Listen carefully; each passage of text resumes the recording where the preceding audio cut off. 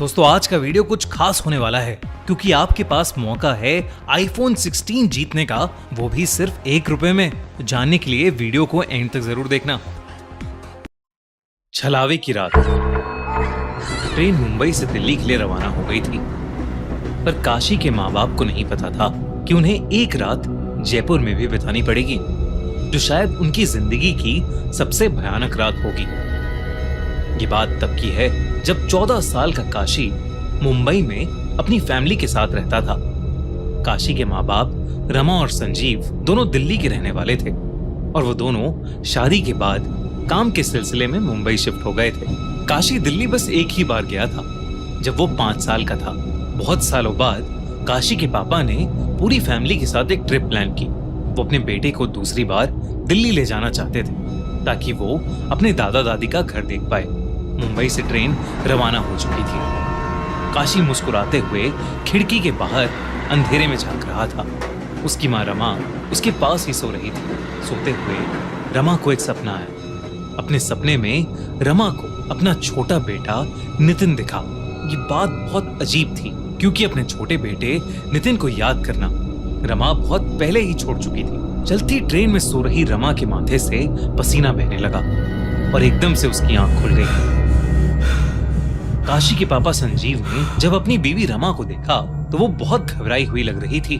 संजीव ने पूछा कि उसे अचानक क्या हो गया है, पर रमा ने किसी को कुछ नहीं बताया और चुपचाप खिड़की की तरफ मुंह करके बैठ गई। कुछ ही देर में ट्रेन जयपुर स्टेशन पर रुक गई, लेकिन ट्रेन में कुछ टेक्निकल परेशानी आ गई थी जिसकी वजह से सारे पैसेंजर्स को जयपुर में ही उतरना पड़ा, जिनमें काशी और उसकी फैमिली भी थी। काशी के पापा संजीव ने प्लान किया कि वो आज रात जयपुर में ही रुक जाएंगे और कल सुबह पहली ट्रेन से दिल्ली के लिए निकल जाएंगे। रात के करीब 12 बज चुके थे और बहुत अंधेरा हो चुका था। काशी के पापा ने रेलवे स्टेशन के पास ही एक होटल ले लिया। ऊपर चलकर जैसे ही काशी ने रूम के अंदर कदम रखा तो उसके सर में एक बहुत जोर का चुभने वाला दर्द शुरू हो गया। काशी ने सोचा कि ये मामूली सा सरदर्द होगा और इसलिए अपनी माँ को बिना बताए वो बिस्तर पर सोने के लिए लेट गया। काशी और उसकी माँ रमा एक रूम में सो गए और उसके पापा दूसरे रूम में, लेकिन रमा को नींद ही नहीं आ रही थी। वो पूरे टाइम अपने छोटे बेटे नितिन के बारे में ही सोचती रही।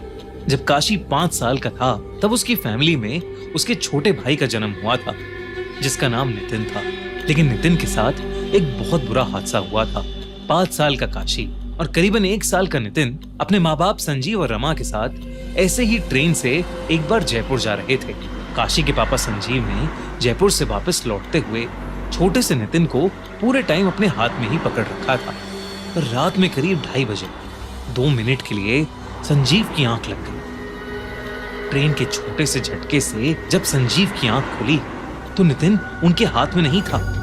ये देखकर संजीव ने जल्दी से रमा को नींद से उठाया और उसे सब कुछ बताया।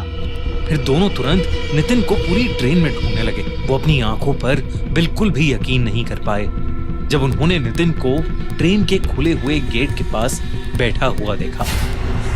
किसी को कुछ पता नहीं था कि वो वहां कैसे पहुंचा।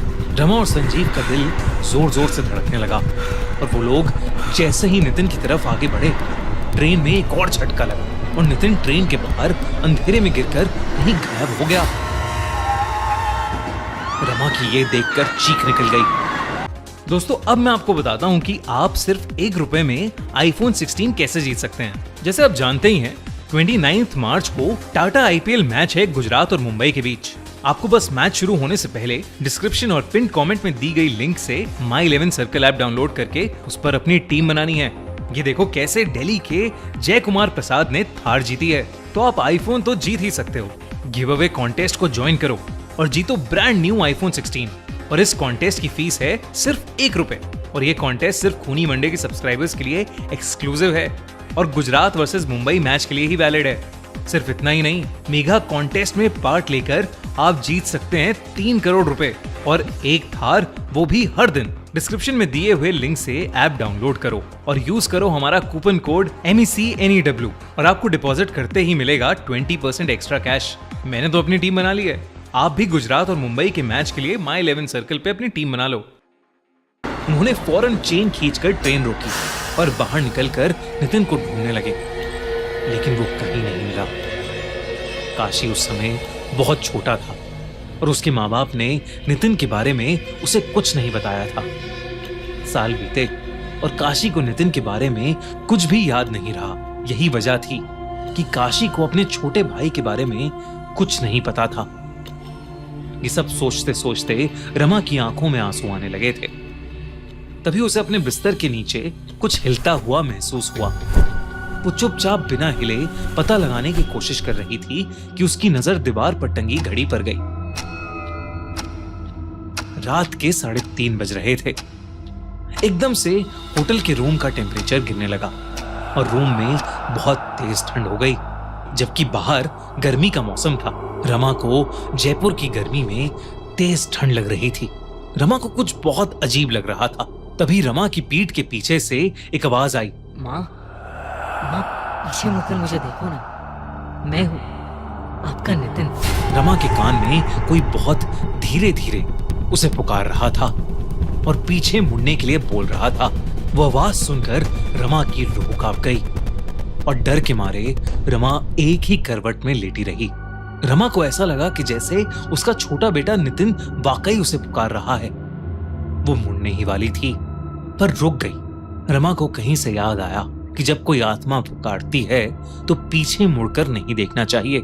कुछ देर तक आवाजें उसे यूं ही पुकारती रहीं, पर कुछ मिनटों बाद वो अपने आप बंद हो गईं। ठंड भी अब धीरे धीरे कम हो गई थी और उनके रूम का टेम्परेचर भी पहले की तरह नॉर्मल हो गया था। जब चीजें ठीक हुई तो काशी की माँ ने बड़ी हिम्मत करके पीछे मुड़कर देखा तो उसे वहां कोई नहीं दिखा। कोई था तो बस काशी। रमा ने देखा कि काशी का मुंह खुला हुआ है और उसकी आंखें ऊपर छत की तरफ देखे जा रही हैं। ऐसा लग रहा था कि मानो काशी का मुंह अटक गया हो। रमा ने काशी के माथे पर हाथ रख के देखा तो वो बुरी तरह तप रहा था।